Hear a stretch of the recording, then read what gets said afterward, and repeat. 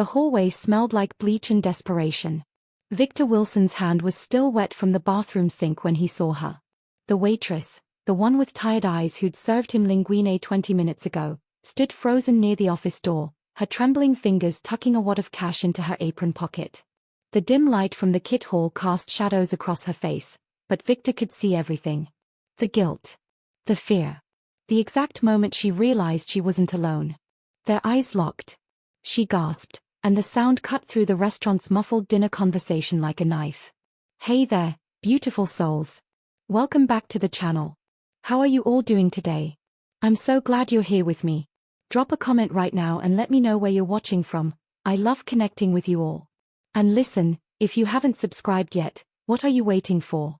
Hit that subscribe button. Now, let's continue with the story. Victor Wilson hadn't built his empire by missing details.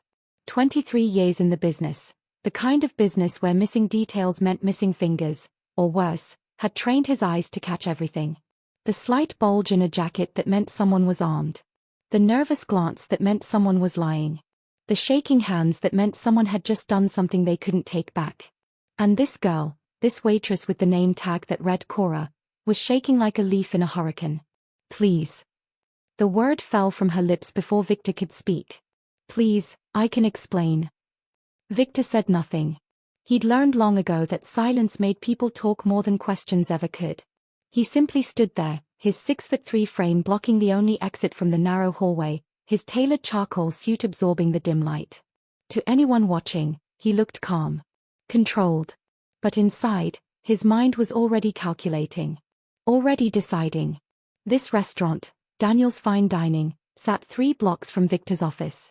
He'd been coming here every Thursday for 5 years, always ordering the same thing, always sitting at the same corner table where he could see both exits. The owner, Mr. Daniels, was a nervous man who asked no questions and always had Victor's bourbon waiting. That arrangement had been worth maintaining. Until now. I wasn't, Cora started, then stopped. Her hand moved instinctively to her apron pocket, then jerked away as if the cash inside was burning her. I mean, I was, but it's not what you think. You don't know what I think, Victor said quietly. His voice carried a dangerous calm that made Cora's face go pale. She was young, mid-20s, maybe, with dark hair pulled back in a ponytail that had started to come loose during her shift.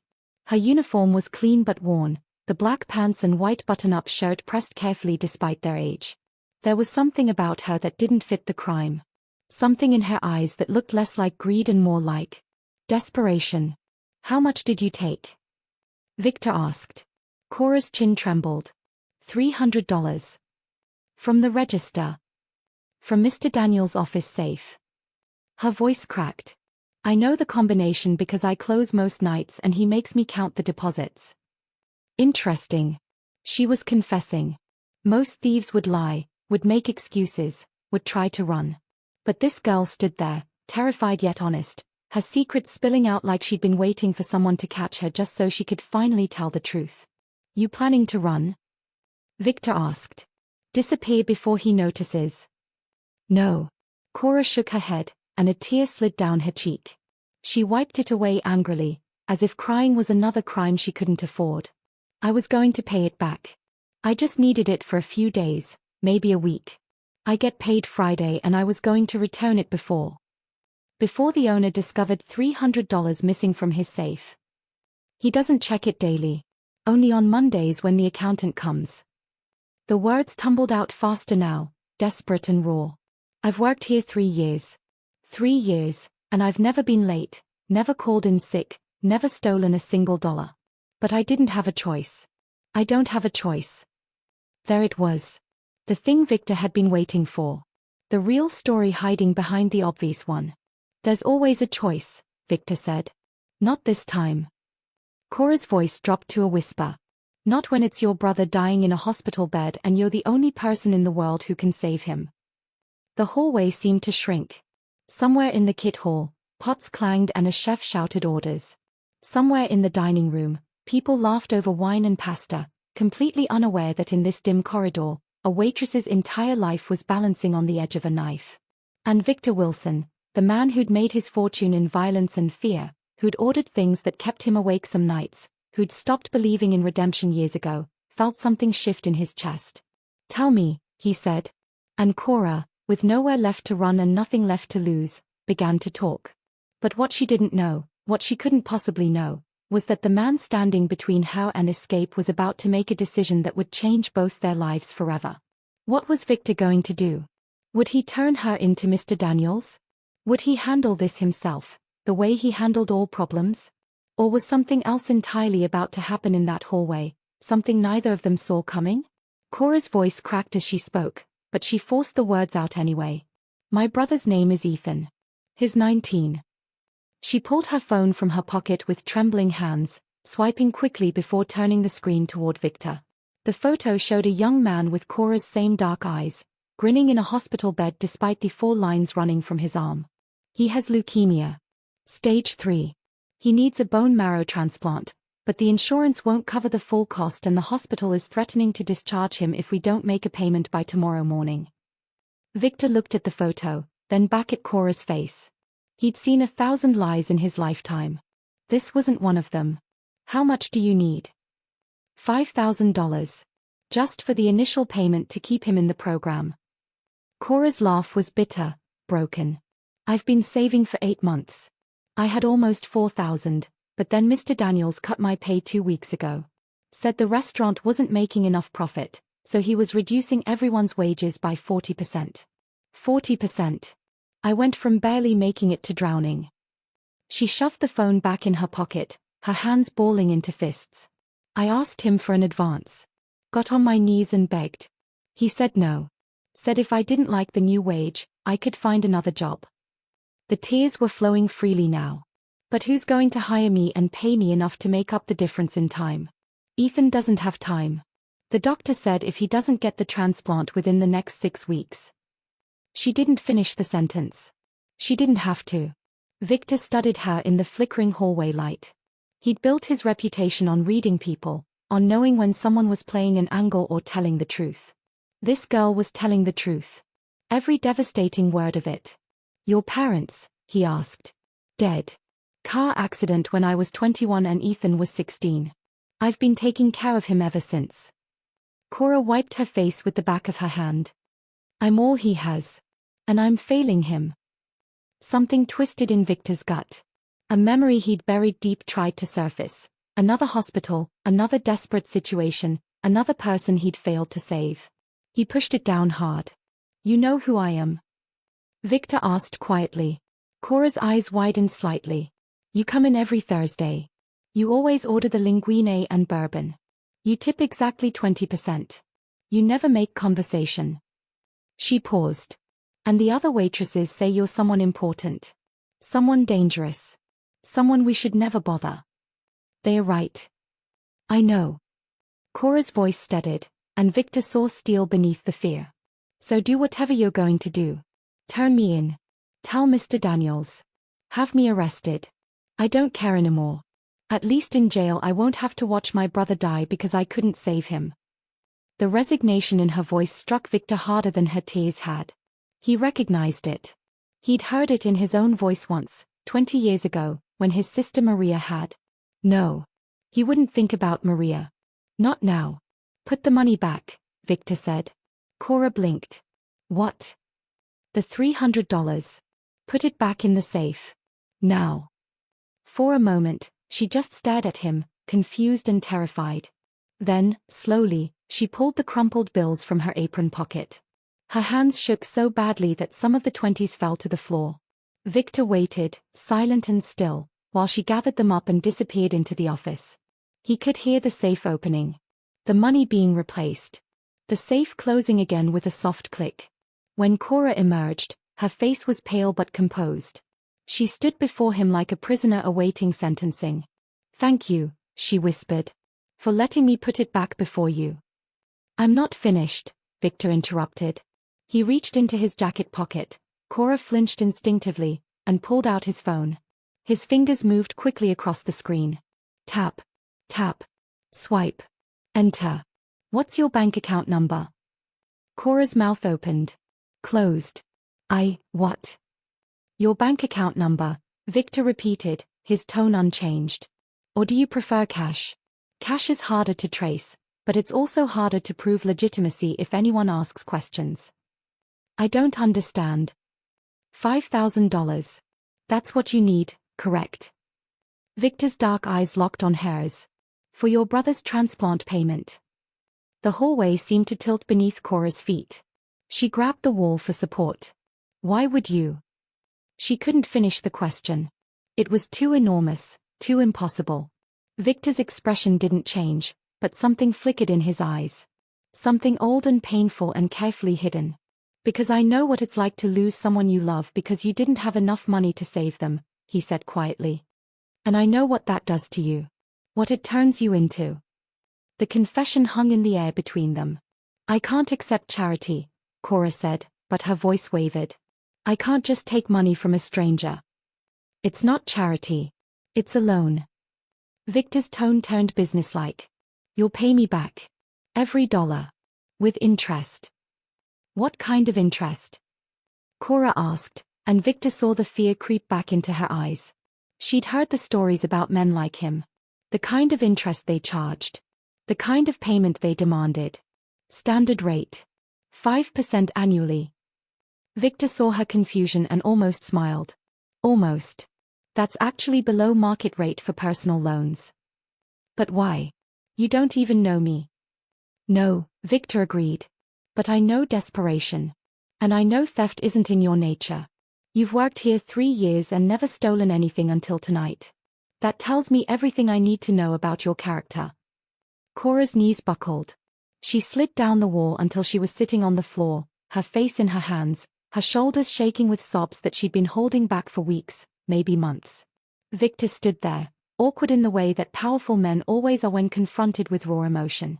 He wasn't good at comfort. Wasn't good at softness. His world was made of hard edges and harder choices. But something about this girl, this waitress who'd risk everything for her brother, made him want to try. Get up, he said, but his voice was gentler than before. Someone might see. Cora looked up at him, her face streaked with tears and something that looked like hope. Fragile, terrified hope. Why are you doing this? She whispered. Victor was quiet for a long moment. In the dining room beyond, people laughed and ate and lived their uncomplicated lives. In the kit hall, plates clattered and orders rang out. And in this hallway, in this small pocket of the world, a mafia boss looked at a desperate waitress and saw a ghost of his past staring back at him. Because someone should have done it for me, he finally said. A long time ago. Then he extended his hand to help her up. And when Cora placed her hand in his, neither of them realized that this moment, this simple act of unexpected kindness, was about to unravel both their lives in ways they couldn't possibly imagine. Because in the office behind them, Mr. Daniels' security camera had been recording everything. And Mr. Daniels was watching. Cora took Victor's hand, and he pulled her to her feet with surprising gentleness for a man with his reputation. For a brief moment, they stood close enough that she could smell his cologne, expensive, subtle, nothing like the cheap aftershave the regulars wore. She quickly stepped back, wiping her face with her sleeve. I'll need your information, Victor said, pulling out his phone again. Full name, bank details, phone number. Cora Bennett, she said quietly. My number is. Well. Both of them froze. Mr. Daniels emerged from his office doorway like a spider crawling from its web. He was a thin man in his 50s, with slicked-back gray hair and a smile that never reached his eyes. That smile was plastered across his face now, wide and predatory. Isn't this interesting? Mr. Daniels said, holding up his phone. On the screen, Cora could see security footage, grainy but unmistakable. Her, taking money from the safe. How and Victor, standing in the hallway. Very interesting indeed. Cora's blood turned to ice. Mr. Daniels, I can explain. Oh, I'm sure you can. Mr. Daniels' eyes slid from Cora to Victor, and his smile widened. Mr. Wilson. What an unexpected pleasure. I had no idea you were so invested in my staff's well-being. Victor's expression didn't change, but Cora felt the temperature in the hallway drop 10 degrees. When he spoke, his voice was smooth as silk and twice as dangerous. Daniels. I didn't realize you made a habit of spying on your employees. Security measures, Mr. Daniels said lightly. You of all people understand the importance of security, I'm sure. He tapped his phone screen. I have it all recorded. The theft. The conversation. Everything. Cora's heart hammered against her ribs. She looked at Victor, silently begging him for help, though she had no right to ask for anything more than he'd already offered. What do you want? Victor asked flatly. Want? Why, Mr. Wilson, I'm shocked. Mr. Daniels pressed a hand to his chest in mock offense. I'm simply trying to protect my business from thieves. I should call the police right now. Have this girl arrested for theft. She put the money back, Victor said. After you caught her. Mr. Daniels' smile turned cruel. Attempted theft is still a crime. And given Miss Bennett's access to my safe, who knows how much she's stolen over the years. I'll have to do a full audit. Could take months. Could reveal all sorts of discrepancies. Cora felt sick. He was going to frame her for more. She could see it in his eyes. Name your price, Victor said quietly. And there it was. The real reason Mr. Daniels had revealed himself. Cora understood with sudden, sickening clarity. He didn't care about the $300. He cared about the opportunity standing in front of him. A chance to leverage the infamous Victor Wilson. I've heard things about you, Mr. Wilson, Mr. Daniels said, circling them slowly like a shark scenting blood. Important things. Powerful things. You have connections that a businessman like myself could find very useful. I don't do favors for extortionists, Victor said. Extortion is such an ugly word. Mr. Daniels stopped circling, his phone still held up like a weapon. I prefer to think of it as a mutually beneficial arrangement. You help me with a small business matter, and I forget all about this unfortunate incident. Everyone wins. And if I refuse? Mr. Daniels' smile disappeared. Then I send this footage to the police, along with a detailed report of Miss Bennett's theft. She'll be arrested within the hour. Criminal record. Jail time. And while she's locked up, wondering what will happen to her sick brother. He let the sentence dangle. Cora made a small, wounded sound. Victor's hand shot out and gripped her arm, steadying her or warning her to stay silent, she wasn't sure which. You're playing a dangerous game, Daniels, Victor said softly. Am I? Mr. Daniels tilted his head. Because from where I'm standing, I hold all the cards. Unless you're willing to do something drastic. But that would be very messy, wouldn't it? Very public. Right here in your favorite restaurant. And you've worked so hard to maintain your legitimate image. The bastard had done his homework. He knew exactly how much Victor valued his carefully constructed facade of respectability. The legal businesses. The clean reputation. The distance from the uglier aspects of his empire. Victor's jaw tightened. Cora could feel the rage radiating off him in waves, cold and controlled and absolutely terrifying. What business matter? Victor asked. Victory flashed in Mr. Daniels' eyes. There's a property I want to acquire. A building in the East District. The owner won't sell. His being stubborn. I need someone with your particular skills of persuasion to convince him. You want me to threaten someone for you. I want you to have a conversation. What happens in that conversation is entirely up to you. Mr. Daniels shrugged. Do we have a deal? Cora couldn't stay quiet anymore. No. No, Mr. Wilson, don't. Don't do this for me. I'll go to the police myself. I'll confess. I won't let him. Be quiet, Victor said, not unkindly. His eyes never left Mr. Daniels. You said one favor. One conversation. Then you delete the footage and this ends. You have my word, Mr. Daniels said, and Cora wanted to scream at how easily he lied. Your word means nothing. Victor pulled out his phone. You'll write it down. A contract. One favor in exchange for complete deletion of all footage and all records of this incident. No copies. No backups. No future leverage. Mr. Daniels hesitated, then nodded slowly. Fine. We can draft something. We'll draft it now. In your office. And Cora stays out here. Actually, Mr. Daniels said, I think Miss Bennett should join us. Just to ensure everyone understands what's at stake. Victor's hand was still on Cora's arm. She felt his fingers tighten for just a moment, a warning or a promise, she wasn't sure. "Lead the way," Victor said. They filed into the cramped office, and Mr. Daniels shut the door behind them. The room smelled like old coffee and cheaper cologne than Victor wore. A computer sat on the desk, the security footage paused on the screen, Cora's guilty face frozen in digital clarity. "Have a seat," Mr. Daniels said, gesturing to 2 chairs across from his desk. Victor remained standing. "Write the contract." 20 minutes later, the terms were laid out on paper. One favor, specifically, one conversation with the property owner to encourage a sale. In exchange, all footage deleted, no police involvement, no mention of the incident ever again. Both men signed. Cora watched it happen with a growing sense of dread. This was wrong. All wrong. Victor was being pulled into something dark because of her, and there was nothing she could do to stop it. "Pleasure doing business with you, Mr. Wilson," Mr. Daniels said, extending his hand. Victor ignored it. "The footage. Delete it. Now." Mr. Daniels made a show of opening his phone, pulling up the security app, and deleting the files. Then he turned the computer, accessed the backup drive, and deleted those files too. "Satisfied?" he asked. "Send me the property details by morning," Victor said. Then he turned to Cora. "Come on. You're done for the night." "She's still on the clock," Mr. Daniels started. "She's done," Victor repeated, and something in his voice made Mr. Daniels swallow his protest. Cora grabbed her purse from her locker in a daze, barely aware of Victor's hand on her lower back, steering her through the kit hall, past the curious stares of the other staff, out the back door into the cool night air. The alley behind the restaurant was dark and smelled like garbage and rain.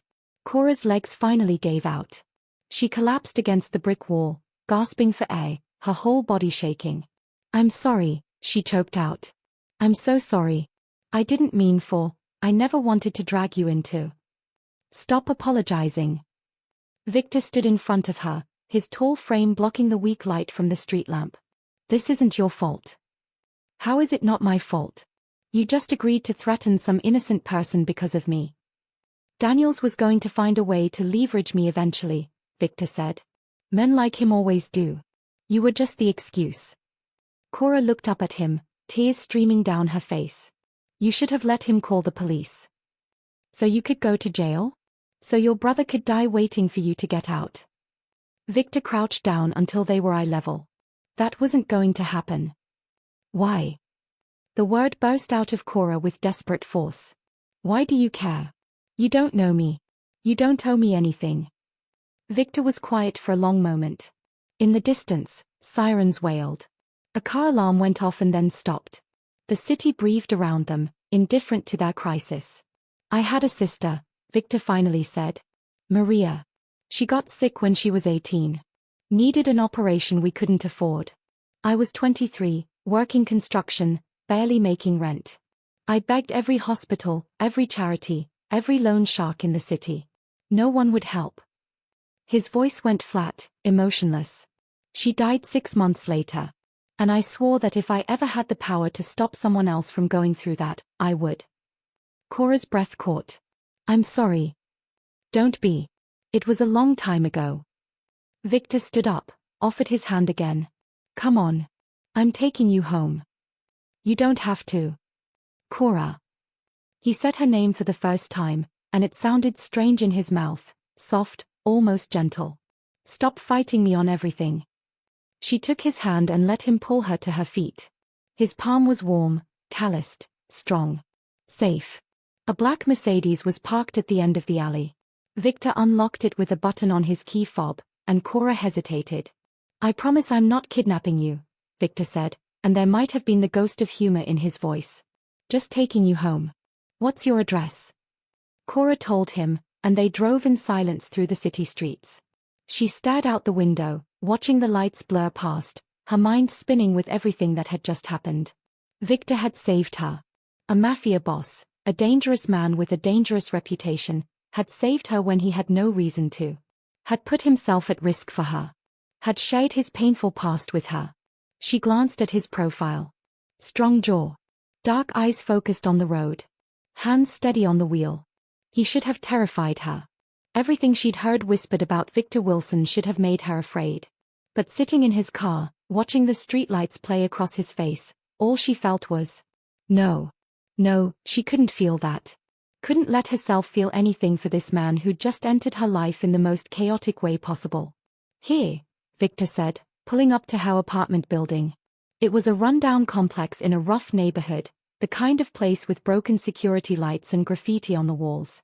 Thank you, Cora said quietly. For everything.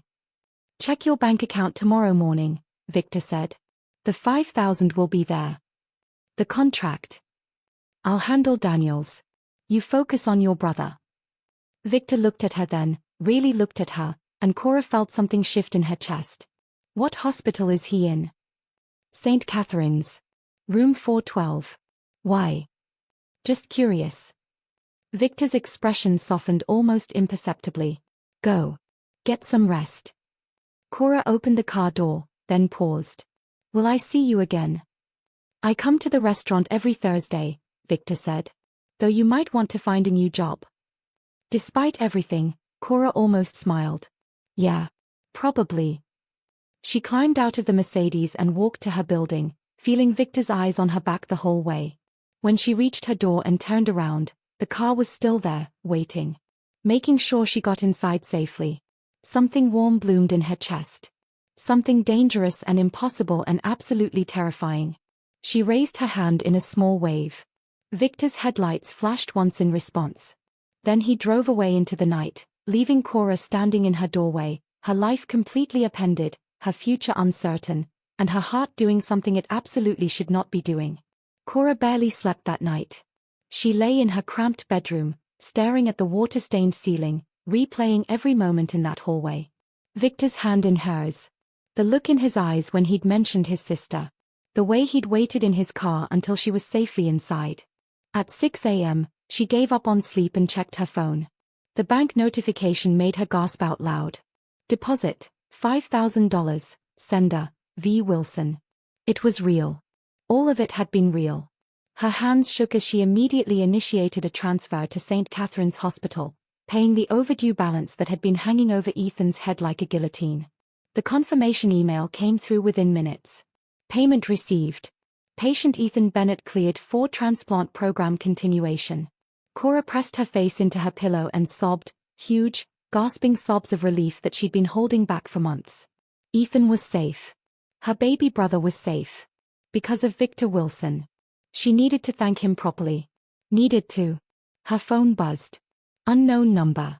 Don't come to the restaurant today. Daniels will use it against you. Take time with your brother. VW. Cora stared at the message.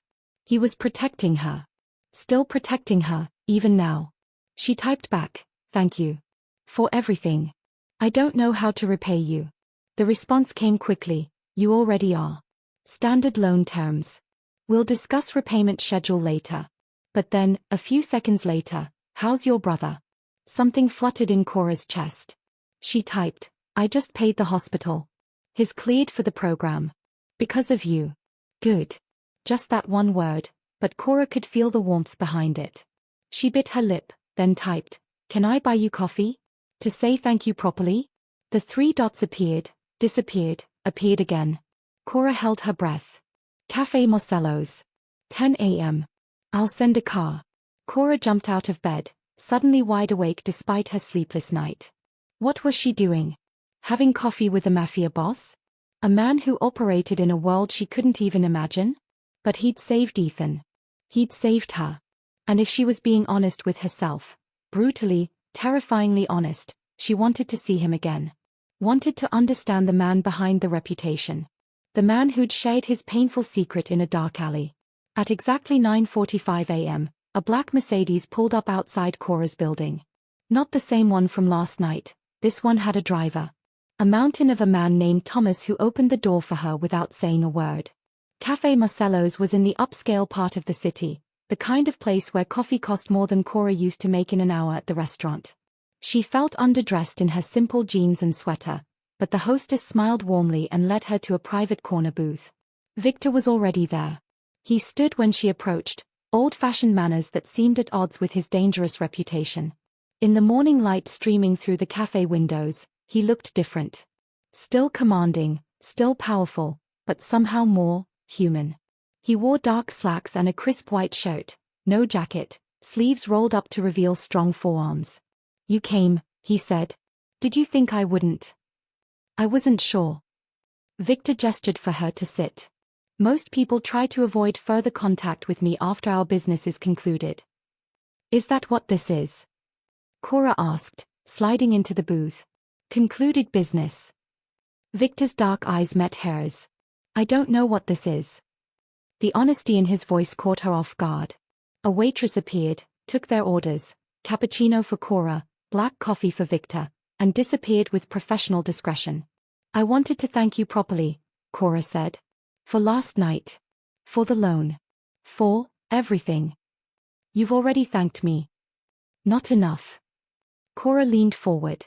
"You didn't just give me money, Mr. Wilson. You gave my brother his life back. You gave me hope when I had none left. That's not something a simple thank you can cover." "Victor," he said quietly. "What?" "Call me Victor. We're past Mr. Wilson." The intimacy of using his first name felt dangerous. Thrilling. "Okay. Victor." He said nothing, but something flickered in his expression. Pleasure, maybe, or surprise that she'd agreed so readily. Their coffee arrived. Cora wrapped her hands around the warm cup, gathering courage for what she needed to say next. "The favor Mr. Daniels wants you to do," she started. "You don't have to." "Yes, I do. But it's not fair. You're being blackmailed because you helped me." "Life isn't fair, Cora." Victor took a sip of his coffee. "If it were, your brother wouldn't be sick, and you wouldn't have been desperate enough to steal. Fairness is a luxury most people can't afford." "That's a bleak worldview." "It's a realistic one." Cora studied him across the table. "Is that what happened with your sister? Life wasn't fair, so she died, and you decided to stop believing in fairness altogether." Victor's jaw tightened. For a moment, she thought she'd pushed too far, crossed a line that couldn't be uncrossed. But then he said, "Maria believed in fairness. In goodness. In people doing the right thing." His voice was barely above a whisper. "She died believing the world would save her if she just held on long enough. She was wrong." "I'm sorry," Cora said softly. "Don't be. Her death made me who I am. Made me powerful enough that I can actually help people now. People like you." Victor set down his cup. "So I'll do Daniel's favor. I'll have his conversation. And if it means crossing some moral line I've already crossed 100 times before, so be it. What if I said I can't live with that? Can't live with you compromising yourself for me? Then I'd say you're not responsible for my choices." Victor's gaze was intense, unwavering. "I make my own decisions, Cora. Always have. This isn't on you." Before Cora could respond, Victor's phone buzzed. He glanced at it, and his expression darkened. "What is it?" Cora asked. "Daniels. He's sent me the property information." Victor's fingers moved across his screen, reading. "The building he wants is in the East District. Owner is a woman named Sarah Hall. She runs a community center there, free meals, after-school programs, that sort of thing. Daniels wants to tear it down and build luxury condos." Cora's stomach turned. "He wants you to threaten a woman who helps people. He wants me to convince her to sell. How I do that is up to me." "Victor, you can't." "I said I'd handle it." His tone turned sharp. "That means I'll handle it my way. Trust me." "I don't even know you," Cora said, and immediately regretted the words when she saw his face close off. "You're right. You don't." Victor stood abruptly, pulling his wallet from his pocket. "I should go. I have work to do." "Wait." Cora grabbed his wrist without thinking. His skin was warm under her fingers, and she felt him go still at her touch. "I'm sorry. That came out wrong. I just meant. I want to know you. If you'll let me." Victor looked down at her hand on his wrist, then at her face. Something complicated passed through his eyes. "Why?" he asked. "Because you saved my brother. Because you shared something painful with me last night. Because." She swallowed hard. "Because I can't stop thinking about you." The confession hung between them like smoke. "You should stop thinking about me," Victor said, but he didn't pull away from her touch. I'm not a good man, Cora. I've done things, terrible things, that would make you run if you knew. Maybe. Or maybe I'd understand that people are more complicated than their worst moments. I've had a lot of worst moments. So have I. Cora released his wrist but held his gaze. Last night, I became a thief. That's not who I am, but circumstances made me desperate enough to try. You saw me at my worst moment and helped me anyway. Maybe you deserve the same consideration. Victor sat back down slowly, as if he couldn't quite believe he was doing it. You're dangerous, he said, but there was something almost like amusement in his voice. Me? I'm a waitress. You're a woman who makes me want things I gave up on years ago. The raw honesty in Victor's voice made Cora's breath catch. That's more dangerous than any gun I've ever held. Before Cora could process that confession, Victor's phone rang. He glanced at the screen and his expression shifted. All business again, all hard edges. I need to take this, he said, standing again. Stay here. Order whatever you want. I'll be back in 5 minutes. He walked outside, phone pressed to his ear, and Cora watched through the window as his posture changed. More rigid. More threatening. This was Victor Wilson, the Mafia boss, not the man who'd just admitted she made him want things. Her own phone buzzed. A text from the hospital. Your brother is asking for you. Can you visit today? Nurse Rodriguez. Cora typed back immediately. On my way. When Victor returned, she was gathering her house. Everything okay? He asked. The hospital. Ethan wants to see me. I should go. I'll have Thomas drive you. You don't have to. Cora. Victor's hand came to rest on her shoulder, gentle but firm. Stop fighting me on taking care of you. There it was again. That flutter in her chest. That dangerous warmth. Come with me, she heard herself say. Victor blinked. What? Come meet Ethan. See who you saved. Cora knew she was pushing, knew she was crossing professional boundaries, but she couldn't stop herself. Please. For a long moment, Victor just looked at her. Then, slowly, he nodded. Okay. St. Catherine's Hospital smelled like antiseptic and sad coffee. Victor walked beside Cora through the sterile hallways, and she noticed how people instinctively moved out of his way. Not because they recognized him, most probably didn't, but because of the aura of power he carried like a second skin. Room 412 was at the end of the oncology ward. Cora paused outside the door, suddenly nervous. He doesn't know about last night, she said quietly. About the money, or you, or any of it. I told him I got an advance from work. You want me to lie? I want you to not scare my 19-year-old brother with talk of mafia bosses and blackmail. Fair enough. Victor's lips twitched in what might have been a smile. Cora pushed open the door. Ethan was awake, sitting up in bed, his thin frame dwarfed by the hospital gown.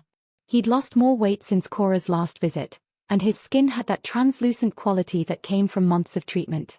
But his eyes, those same dark eyes they'd both inherited from their mother, lit up when he saw his sister. Cora. They told me the payment came through. We can stay in the program. His excitement was so pure, so full of hope, that Cora had to swallow past the lump in her throat. Yeah, baby brother. We good. She moved to his bedside, kissed his forehead. How are you feeling? Like death warmed over, but optimistic death. Ethan's gaze shifted past Cora to Victor, who stood in the doorway looking distinctly uncomfortable. Who's your friend? This is Victor Wilson, Cora said.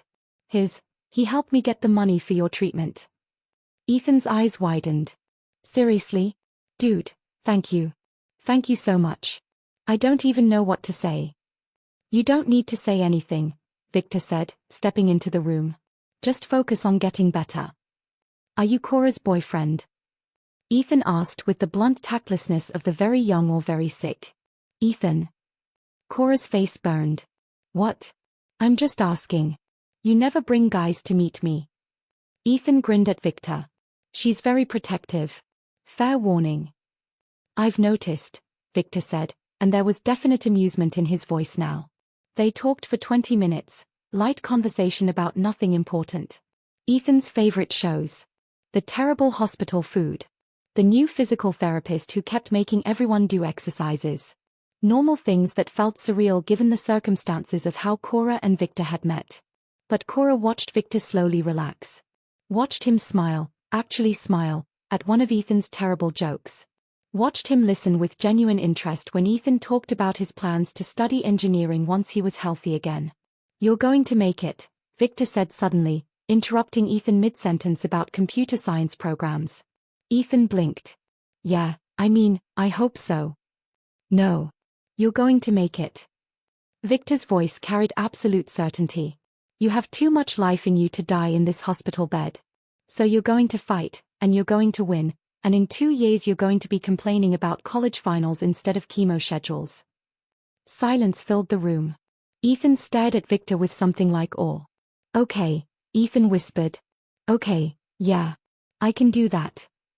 "I know you can." A nurse knocked on the door frame. "Sorry, visiting hours are almost over. And Ethan, you need to rest before your treatment this afternoon." Cora hugged her brother goodbye, making him promise to call if he needed anything. As they walked back down the hospital corridor, she felt Victor's presence beside her like a shield against the world. "Thank you," she said when they reached the lobby. "For what?" "For giving him hope. He needed to hear that from someone other than me." Victor was quiet for a moment. "I meant what I said. He's going to make it." "You can't know that." "Yes, I can." Victor stopped walking, turned to face her fully. "Because I'm going to make sure he has the best doctors, the best treatment, everything he needs." "Victor, the 5,000 is already more than." "The 5,000 was for the immediate crisis. This is different." His hand came up to cup her cheek, the gesture so unexpected and tender that Cora forgot how to breathe. "Let me do this, Cora. Let me save someone this time." She understood then. This wasn't really about Ethan. It was about Maria. About the sister Victor couldn't save, and the guilt he'd been carrying for 20 years. "Okay," Cora whispered. Victor's thumb brushed across her cheekbone, and Cora's heart hammered against her ribs. They were standing too close. Way too close. She could see the gold flecks in his dark eyes, could feel the heat radiating from his body. "I should go," Victor said, but he didn't move. "You should," Cora agreed, but she didn't step back. For one breathless moment, she thought he might kiss her. Wanted him to kiss her with an intensity that should have terrified her. But then Victor's phone buzzed again, shattering the moment. He stepped back, checking the message, and his expression went ice cold. "What is it?" Cora asked. "Daniels. He's getting impatient about Sarah Hall." Victor's jaw clenched. "He wants results by tomorrow." "What are you going to do?" "What I have to do." Victor looked at her, and the warmth from moments ago was gone, replaced by the hard, dangerous man the world knew him as. "Go home, Cora. Stay away from the restaurant. I'll handle this." "Let me help." "No." The word was final. "You're not getting any more involved in this mess than you already are." "Victor." "I mean it." He was already walking toward the exit. "Thomas will take you home. I'll be in touch." Then he was gone, leaving Cora standing in the hospital lobby, her lips still tingling from an almost kiss, her heart racing with feelings she had no business having. She pulled out her phone and saw a new message from an unknown number. "Your boyfriend better deliver, or our deal is off. And Cora goes to jail." Daniels. Her blood ran cold. Daniels had her number. Was watching her. Threatening her. She immediately texted Victor. "Daniels just threatened me." The response came within seconds. "Screenshot the message and send it to me. Then block his number." "I'll handle this." Cora did as instructed, but anxiety twisted in her gut. This situation was spiraling out of control. Victor was about to do something potentially terrible to help her, and Mr. Daniels was playing games with all of their lives. And beneath all of that fear and worry, her heart was doing something incredibly stupid. It was falling for Victor Wilson. Victor sat in his office, staring at the file his intelligence team had compiled on Sarah Hall and her community center. Something about Daniel's request didn't sit right. In 23 years of navigating the underworld, Victor had developed an instinct for when people were lying, and Daniels was definitely lying about something. The property was valuable, sure. The East District was gentrifying rapidly, and a building on that corner could yield significant profit from luxury condos. But Daniels ran a mid-tier restaurant, not a real estate empire. He didn't have the capital for a project like that. Which meant someone else was backing him. Victor's phone rang. His head of security, Raphael. "Boss, you're going to want to hear this," Raphael said. "I dug into Daniel's financials like you asked. He's drowning in debt. The restaurant's been bleeding money for 2 years." "How much debt?" "500,000. Owed to some very unfriendly people." Victor's grip tightened on the phone. "Who?" "Konstantin Volkov." The name hit Victor like a punch to the gut.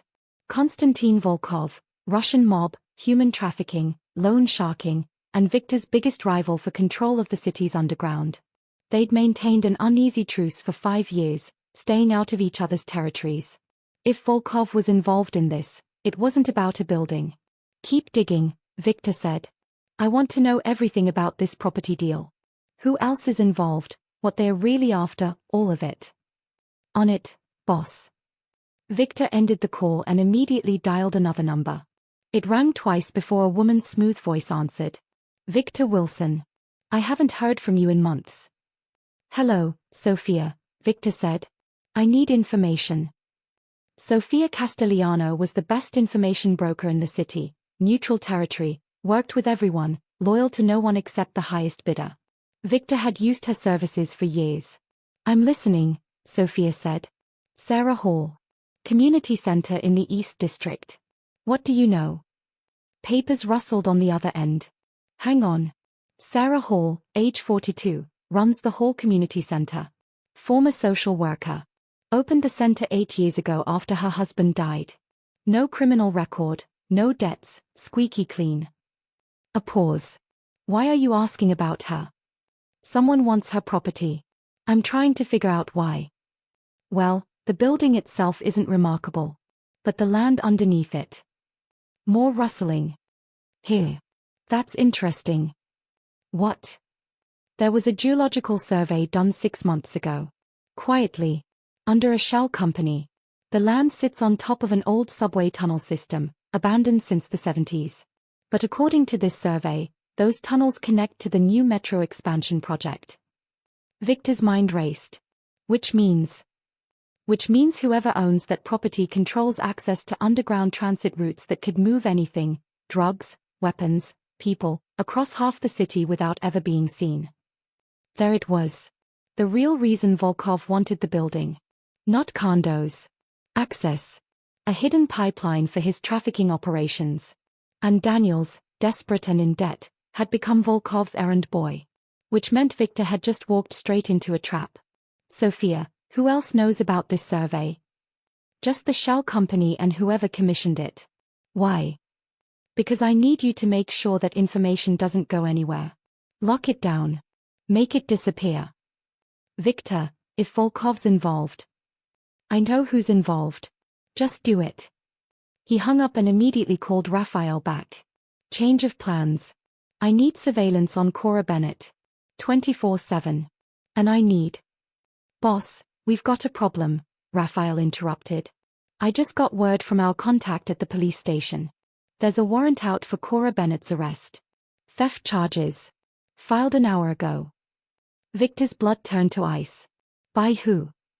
"Mr. Daniels. He claims she stole $5,000 from his restaurant safe." The bastard. The contract they'd signed meant nothing. Daniels was escalating, probably on Volkov's orders. Force Victor to comply by putting Cora in immediate danger. "Where is she now?" Victor demanded. "Unknown. Her phone's off. Last known location was her apartment." Victor was already grabbing his jacket, heading for the door. "Get a team to her apartment. Now. And find out where that arrest warrant is in the system. I need it buried." "Boss, you can't just make a warrant disappear." "Watch me." Victor made 3 calls on his drive to Cora's apartment. The first to his lawyer, expensive, connected, and morally flexible. The second to a judge who owed him favors. The third to the police commissioner. By the time he pulled up to her building, the warrant had been temporarily misplaced in the system, buying them maybe 24 hours. He took the stairs 2 at a time to the 3rd floor, pounded on her door. Cora. It's Victor. Open up. No answer. He pounded again, harder. Cora. The door across the hall opened. An elderly woman peeked out, her face suspicious until she saw Victor's expression. The girl in 3B, she asked. She left about 30 minutes ago. Looked upset. Got into a cab. Did you hear where she was going? She was on the phone. Said something about not bringing trouble to her brother's hospital. The old woman's face softened. Is she okay, young man? She's a sweet girl. She will be, Victor said, already running back down the stairs. He called Cora's number. Straight to voicemail. He tried 3 more times with the same result. Then his phone buzzed with a text from an unknown number. He opened it, and his vision went red. It was a photo of Cora. She was sitting in what looked like an upscale office, her face pale and frightened. Standing behind her, one hand possessively on her shoulder, was a man Victor recognized immediately from surveillance photos. Konstantin Volkov. The message underneath read, "We need to talk about the Hall property. Come to the Monarch Hotel, penthouse suite. Alone." And Victor? The girl stays safe only if you cooperate. Victor's hands shook with rage. Volkov had Cora. Had taken her to force Victor's compliance. This had just become war. Cora's hands trembled in her lap as she sat in the most expensive hotel room she'd ever seen. Marble floors. Crystal chandeliers. Floor-to-ceiling windows overlooking the city. And standing by those windows, watching her like a predator studying prey, was a man who'd introduced himself as Konstantin Volkov. "You're probably wondering how you got here," Konstantin said. His accent was thick, Russian, his smile cold and sharp as broken glass. An hour ago, Cora had been at her apartment, packing a bag to stay with a friend until this mess with Daniels blew over. Then there'd been a knock at her door. A man in a suit claiming to be a police officer, showing her a warrant for her arrest. She'd gone with him in shock. But the car hadn't gone to a police station. It had come here. "I want to leave," Cora said, trying to keep her voice steady. "You can't just kidnap people." Kidnap? Such an ugly word. Konstantin poured himself a drink from a crystal decanter. "You're my guest. Though I admit, the invitation was somewhat mandatory. What do you want?" "Simple. I want Victor Wilson to complete a task for me. And you, sweet Cora, are my insurance that he will." Cora's stomach dropped. "I don't understand. Victor's already dealing with Mr. Daniels. Daniels is an idiot and a pawn." Konstantin waved dismissively. "He thinks he's getting a real estate deal. In reality, he's in debt to me for $500,000, and I'm using him to manipulate Victor Wilson." "Why? What do you want with Victor?" "The Hall property. I want it. And I want Victor to acquire it for me using whatever methods necessary." Konstantin sat down across from her, his pale eyes boring into hers. "See, if I approach Sarah Hall directly, she'll refuse. She's stubborn. Idealistic. But if the infamous Victor Wilson pays her a visit, well, people tend to be more reasonable when Victor Wilson asks them for things." "He'll never do it," Cora said. "Not if it means hurting someone." Konstantin laughed. A harsh, ugly sound. "Oh, my dear. You really don't know who Victor Wilson is, do you? The man you're defending has more blood on his hands than I do. He's just better at hiding it behind expensive suits and legitimate businesses." Cora's mind flashed to Victor's gentle touch on her cheek, his smile at Ethan's terrible jokes, the pain in his voice when he spoke about his sister. "I don't believe you," she said. "Then you're a fool." Konstantin leaned forward. "Let me educate you. Victor Wilson started as an enforcer for the Castellano family. Worked his way up by being more brutal, more efficient, more willing to do terrible things than anyone else. They called him the Reaper because when he showed up, people died. He's responsible for at least 40 murders that we know of. Probably more." Cora felt sick, but she forced herself to hold Konstantin's gaze. "People change. Do they? Or do they just get better at pretending?" Konstantin pulled out his phone, swiped through it, then turned the screen toward her. "This photo was taken 6 months ago. Recognize anyone?" The image showed Victor in a warehouse, standing over a man on his knees. Victor held a gun to the man's head. The timestamp read 3:47 a.m. He was begging for his life, Constantine said softly. Victor shot him anyway. So tell me, Cora Bennett, is that the man you think you're falling for?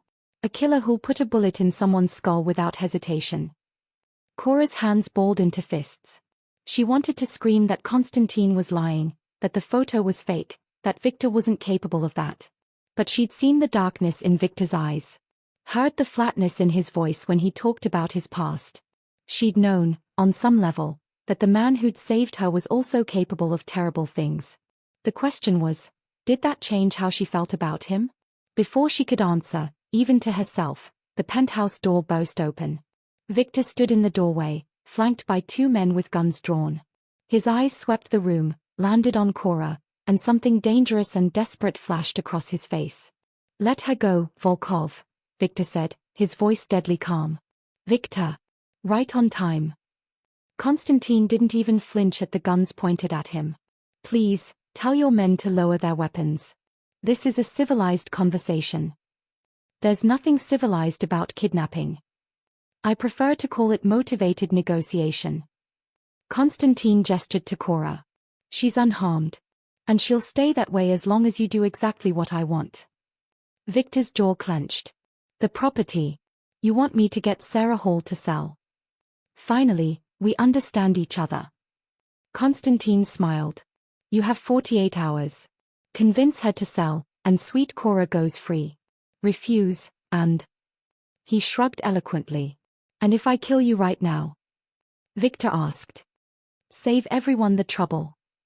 Then my associates will ensure Cora has a very unfortunate accident. As will her brother in St. Catherine's Hospital, room 412. Constantine's smile widened at Cora's gasp. Yes, I know about Ethan.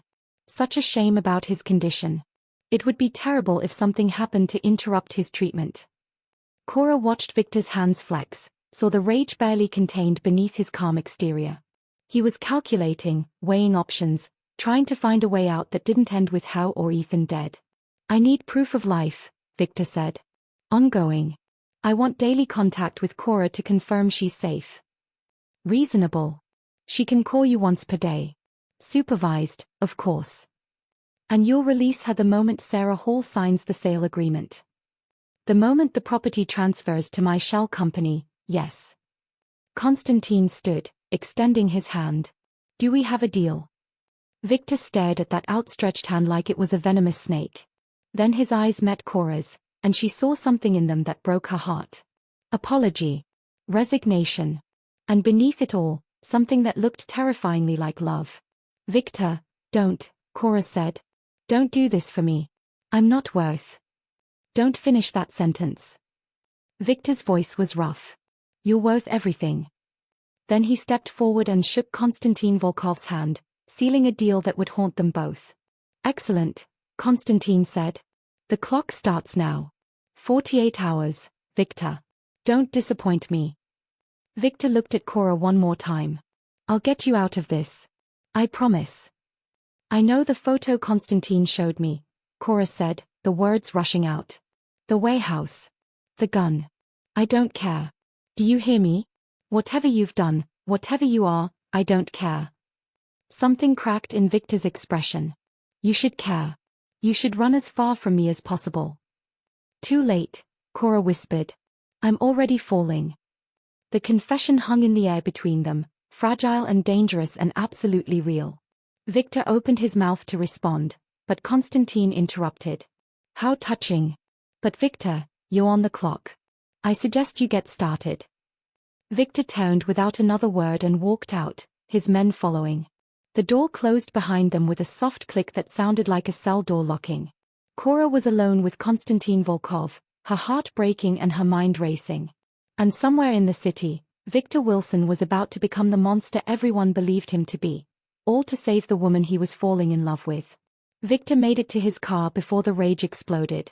He slammed his fist into the dashboard hard enough to crack the leather, then did it again, and again, until his knuckles bled. Boss, Raphael said carefully from the driver's seat. What's the play? The play is I'm going to tear Volkov apart piece by piece, Victor snarled. But first, I'm going to get Sarah Hall to sell that building. And if she won't? Victor was silent. In the rearview mirror, he could see the Monarch Hotel towering above them, Cora trapped somewhere inside like a princess in a tower made of glass and steel and threats. 48 hours to save her. 48 hours to convince a good woman to give up her life's work to a monster who'd used the property for unspeakable evil. His phone buzzed. A message from an unknown number, but he knew who it was from. It was a video file. Victor's hand shook as he opened it. The video showed Cora in what looked like a bedroom. She sat on the edge of a bed, her eyes red from crying, speaking directly to the camera. Victor, if you're watching this, don't do it. Don't become what Volkov wants you to be. Sarah Hall's community center helps hundreds of people. You can't destroy that for me. I won't let you. Her voice broke. Find another way. Please. Find another way, or I'll never forgive myself. The video ended. Victor watched it 3 more times, memorizing every detail of her face, the sound of her voice, the desperate plea in her eyes. Then he made a decision. He was going to save Cora. He was going to protect Sarah Hall's community center. And he was going to destroy Konstantin Volkov. He just had to figure out how to do all 3 without getting everyone he cared about killed. Raphael, Victor said quietly. Call in every favor we have. I need our entire network activated. We're going to war. Against Volkov? Boss, that's suicide? Maybe. But I'm done playing by their rules. Victor's eyes hardened. Volkov thinks he knows who I am. Thinks he can predict what I'll do. He's wrong. What's the plan? Victor pulled up the file on Sarah Hall, stared at her photo. A kind face. Tired eyes.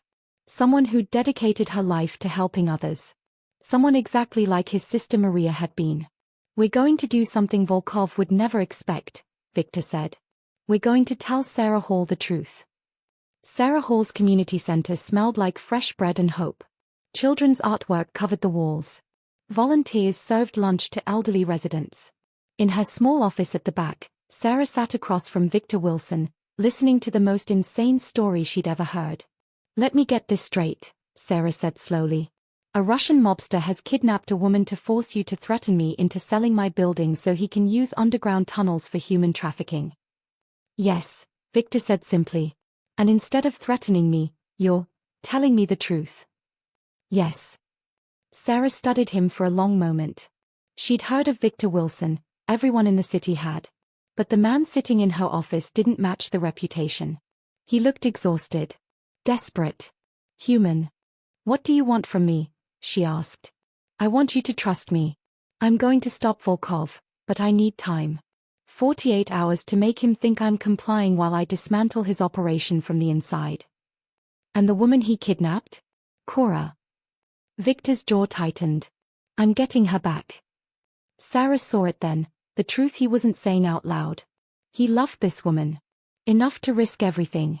How can I help? Sarah asked. Victor's eyes widened slightly. You're willing to. I've spent my whole life fighting men like Volkov. I'm not about to stop now. Sarah leaned forward. Tell me what you need. For the first time in hours, Victor felt something like hope. 24 hours later, everything fell apart. Victor was in his office, coordinating his team's surveillance on Volkov's operation, when Raphael burst through the door. Boss, we've got a problem. A big one. What now? Volkov knows. About Sarah Hall, about our plan, everything. Raphael's face was ashen. We have a mole. Victor's blood ran cold. Who? We don't know yet. But Volkov just moved Cora to an unknown location. And he sent you this. Raphael handed over a phone. The message was brief and devastating. You tried to play me, Victor. Bad move. You have 12 hours to deliver Sarah Hall's signed sale agreement, or Cora Bennett dies. No more games. No more chances. Volkov. Below the message was a photo. Cora, tied to a chair in what looked like a basement. Her face was bruised, her lips split. But her eyes were defiant, even in captivity. Victor's world narrowed to a single point of rage. Find the mole, he said, his voice deadly quiet. Find them in the next hour, or I start assuming everyone's compromised. Boss. Do it. Raphael fled. Victor sat alone in his office, staring at Cora's photo, his mind racing through increasingly desperate scenarios. He could give Volkov what he wanted. Force Sarah to sell, save Cora, and live with the knowledge that he'd enabled human trafficking. Or he could refuse and watch the woman he loved die. His phone rang. Volkov's number. "I'm going to kill you," Victor said instead of hello. "Get in line." Volkov's voice was amused. "But first, I thought Cora might want to say goodbye. Just in case you're still considering being heroic." There was a shuffle, then Cora's voice, shaky but strong. "Victor? Don't you dare give him that building. Don't you dare." A slap. Cora's cry of pain. Victor's hand crushed the phone so hard the screen cracked. "Stop." Victor roared. "I'll do it. I'll get you the building. Just don't hurt her again." 12 hours, Victor. The clock is ticking. The line went dead. Victor sat in the darkness of his office, truly alone for the first time since this nightmare began. He tried to be smart. Tried to find the perfect solution that saved everyone. And he'd failed. Cora was going to die because of him. Sarah's community center would be destroyed. Volkov would win. Unless. Victor pulled up a contact he'd sworn never to use again. His finger hovered over the call button.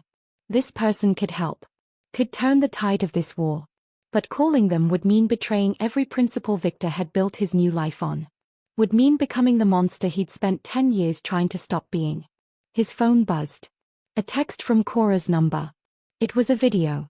10 seconds long. Cora, beaten and crying, begging him to save himself instead of her.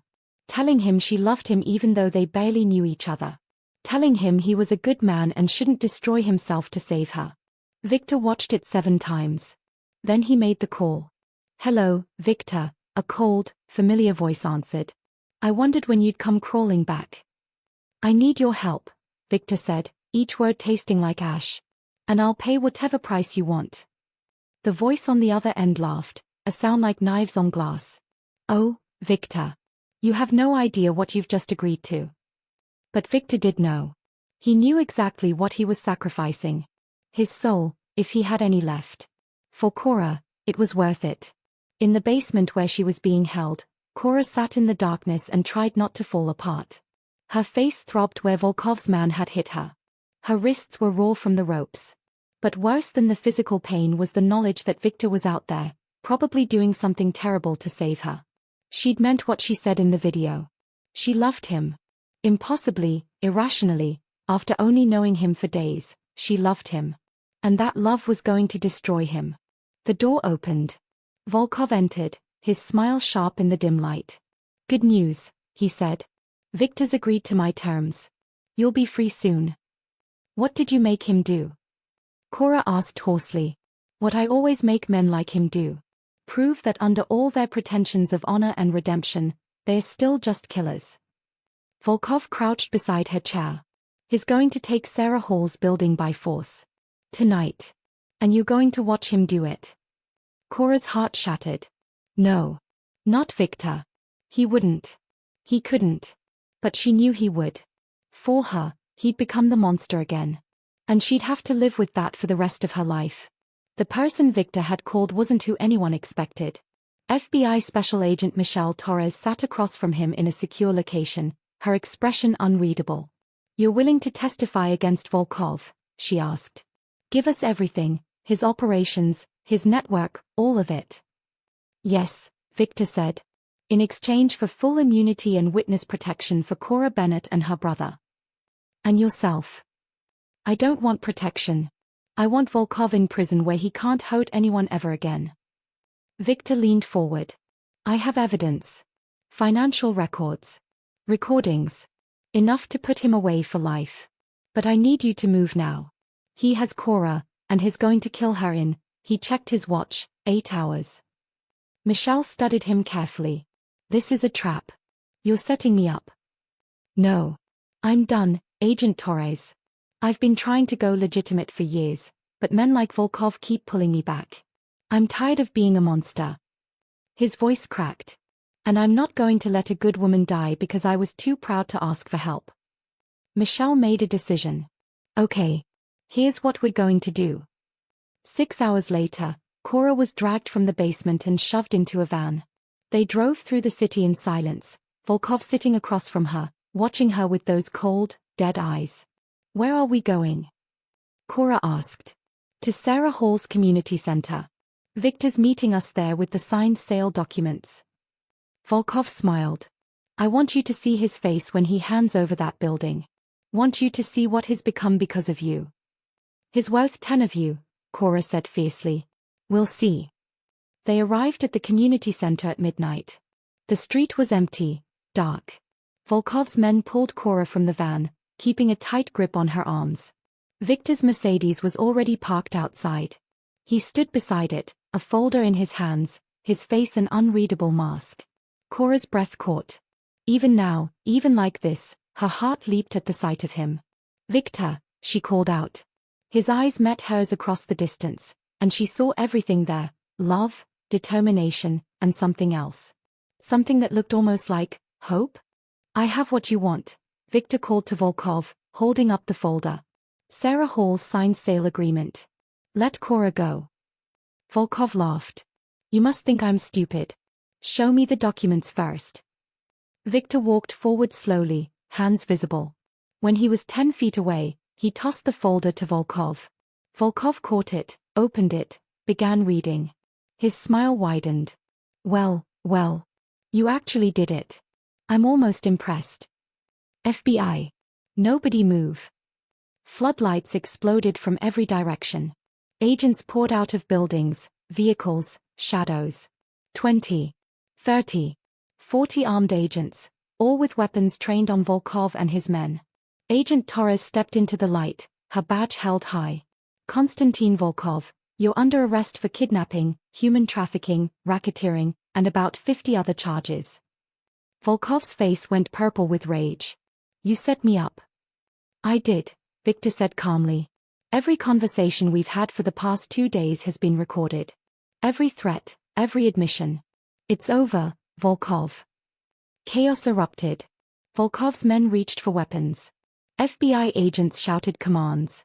And in the confusion, Cora broke free from her captor's grip and ran. Straight to Victor. He caught her, wrapped his arms around her, held her like she was the only solid thing in a crumbling world. "I've got you," he whispered into her hair. "I've got you. You're safe." Cora pulled back just enough to see his face. "The phone call. You called the FBI?" "I called someone I should have called years ago. Someone who could actually help." Victor's hand came up to cup her bruised cheek, his touch infinitely gentle. "I'm done being the monster, Cora. I'm done with all of it. I'm testifying against Volkov, and then I'm walking away from this life." "What does that mean for you?" "Prison, maybe. Or witness protection. I don't know yet." His thumb brushed away her tears. "But whatever happens, I need you to know, these past few days with you have been the most real I've felt in 20 years. You made me remember what it's like to be human." "Victor." "I love you," he said, the words raw and honest. "I know it's insane. I know we barely know each other. But I love you, Cora Bennett, and I needed to say it at least once." Cora's heart felt like it might burst. "I love you too. And we're going to figure this out. Together." Victor's eyes widened. "You can't. I'm about to lose everything. My business, my reputation, possibly my freedom. I don't care about any of that." Cora grabbed his shirt, pulled him closer. "I care about you. The real you. The man who saved my brother. The man who chose doing the right thing over saving himself. That's who I love." For one perfect moment, the chaos around them faded. It was just Victor and Cora, two broken people who'd found each other in the darkness. Then Victor kissed her. It was gentle and desperate and full of promises they both hoped they could keep. Cora kissed him back with everything she had. All her fear and hope and love poured into this one perfect moment. When they finally broke apart, Agent Torres was standing beside them, looking distinctly uncomfortable. "Hate to interrupt," she said dryly, "but we need statements from both of you. And Victor, my superiors want to talk about your cooperation agreement." "Of course." Victor looked at Cora. "Will you wait for me?" "However long it takes," Cora promised. Victor squeezed her hand once, then let go and walked toward the FBI vehicles with Agent Torres.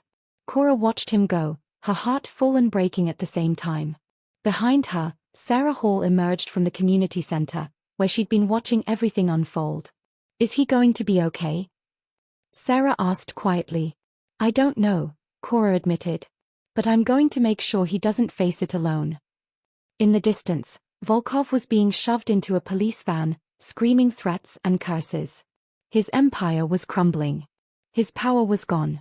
And Victor Wilson, the man who'd spent 20 years being the monster everyone feared, had finally found something worth being human for.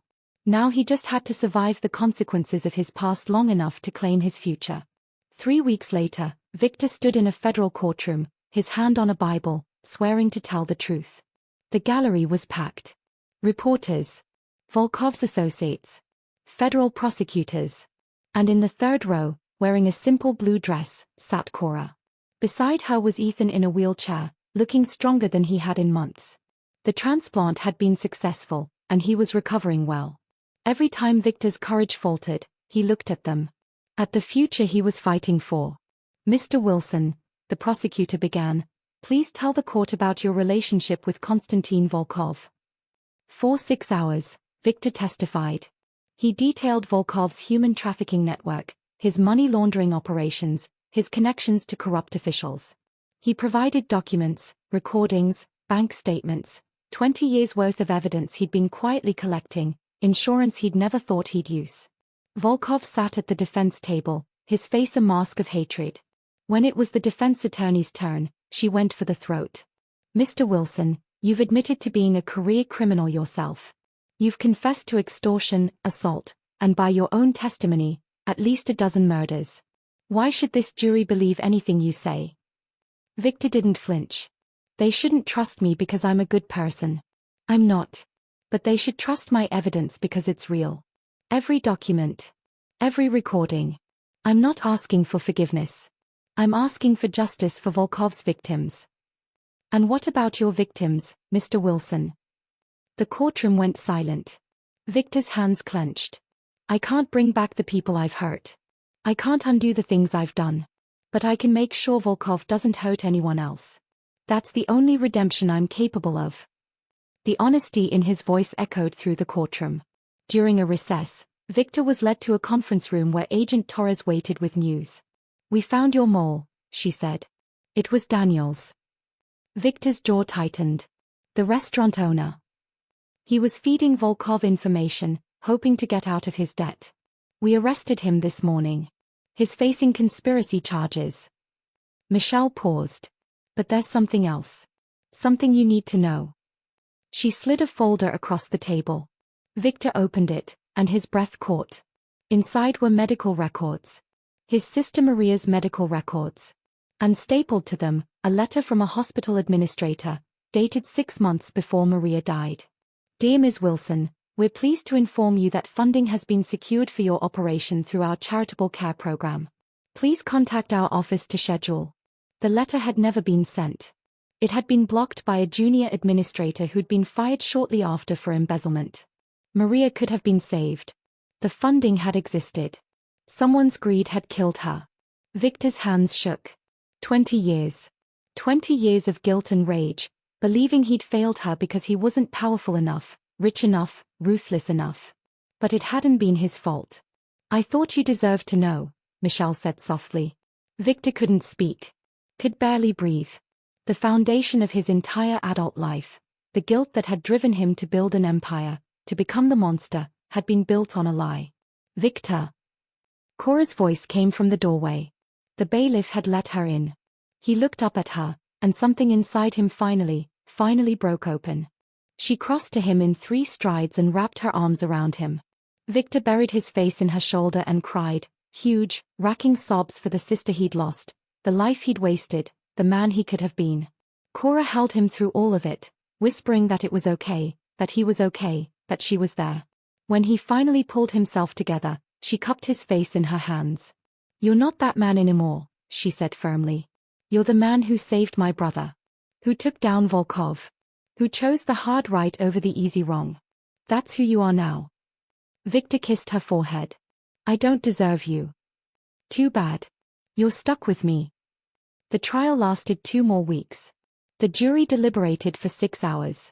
Konstantin Volkov was found guilty on all 43 counts.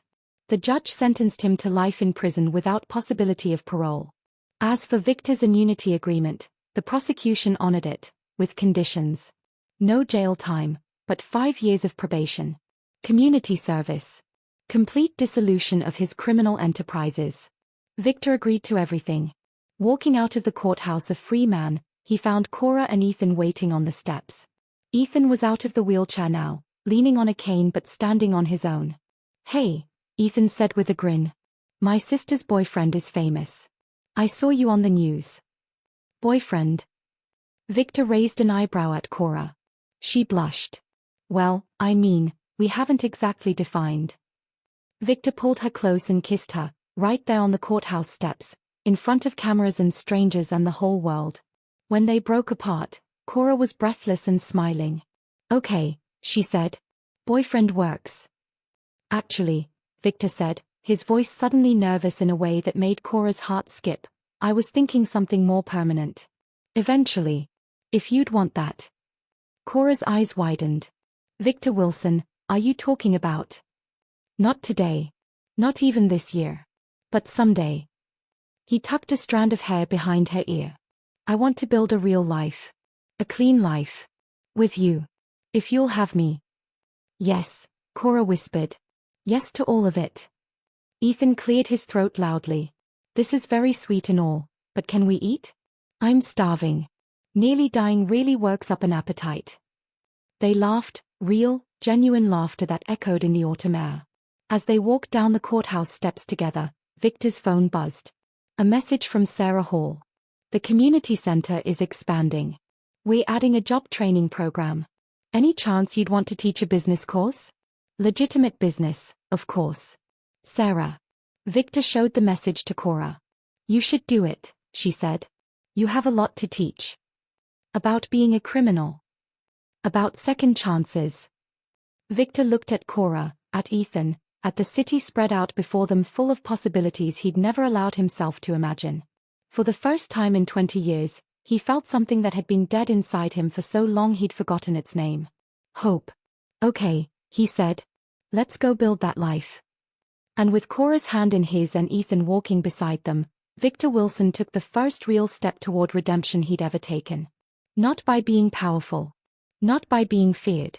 But by being loved. That evening, Victor stood in Cora's small apartment, the same place where this had all begun just weeks ago. But everything had changed. Ethan was asleep in his room, finally home from the hospital, finally safe. Cora sat on the worn couch, and Victor settled beside her, their hands intertwined. "What happens now?" Cora asked softly. "Now I start over. Completely." Victor lifted her hand to his lips, kissed her knuckles gently. "I've already started liquidating the businesses. The legitimate ones will continue under new management. The money will go to charity. Sarah's community center. Hospitals. Places that help people like Maria. Like Ethan. And you. I have enough saved to live modestly. I'll teach at Sarah's center. Maybe go back to school myself. Learn to be normal." He smiled slightly. "Though I'm not sure I know how." "I'll teach you," Cora said, leaning her head on his shoulder. "Normal is overrated anyway. How about we aim for happy instead?" Victor pulled her closer, breathing in the scent of her hair, something simple and clean that smelled like home. "Happy. I think I can manage that with you." They sat in comfortable silence, watching the city lights through her window. The same view Cora had stared at countless nights, feeling hopeless and alone. But she wasn't alone anymore. "I'm still going to pay you back," Cora said suddenly. "The 5,000. With interest." Victor laughed, a real laugh that came from somewhere deep and genuine. "How about we call it even? You gave me something worth far more than money." "What's that?" "A reason to be better." He turned to face her fully. "You saw the worst of what I was and the best of what I could be, and you chose to believe in the best. That's a gift I can never repay." Cora's eyes filled with tears. "You saved my brother's life, Victor. We're the ones who can never repay you." "Then let's stop keeping score." Victor cupped her face in his hands. Let's just be two people who found each other when we both needed saving. Deal, Cora whispered. They kissed, soft and slow and full of promise. Outside, the city hummed with life, people rushing to 1,000 different destinations, each carrying their own burdens and hopes. But in this small apartment, two broken people had found something precious and rare. Not perfection. Not a fairy tale ending. But something real. Something worth fighting for. Victor Wilson had spent 20 years running from his past, building walls around his heart, convinced that redemption was impossible for men like him. But Cora Bennett, a waitress who'd been desperate enough to steal, brave enough to love, and strong enough to believe, had shown him the truth. Redemption wasn't about erasing the past. It was about choosing differently in every moment that followed. And in this moment, wrapped in Cora's arms, Victor chose love over fear. Hope over despair. Life over the shadows he'd lived in for so long. Thank you, he whispered against her hair. For what? For catching me stealing hope when I thought I had none left. Cora smiled against his chest. Right back at you. They stayed like that, holding each other in the quiet apartment, while outside the city sparkled with possibility. The road ahead wouldn't be easy. Victor still had probation to serve, a past to reckon with, and a new life to build from scratch. Cora had her brother to care for, bills to pay, and her own healing to do. But they would face it together. And that made all the difference. In the end, the Mafia boss who caught a waitress stealing had done something unexpected indeed. He'd found salvation in the last place he thought to look. In forgiveness. In love. In second chances. And in the brave heart of a woman who'd been willing to risk everything for the people she loved, including him. We have come to the end of the story. Thank you for watching to the end. Share your opinion about this story in the comments below. I like getting feedback from my audience. Also, don't forget to like, subscribe and hit the notification bell so you won't miss any of our heartwarming stories.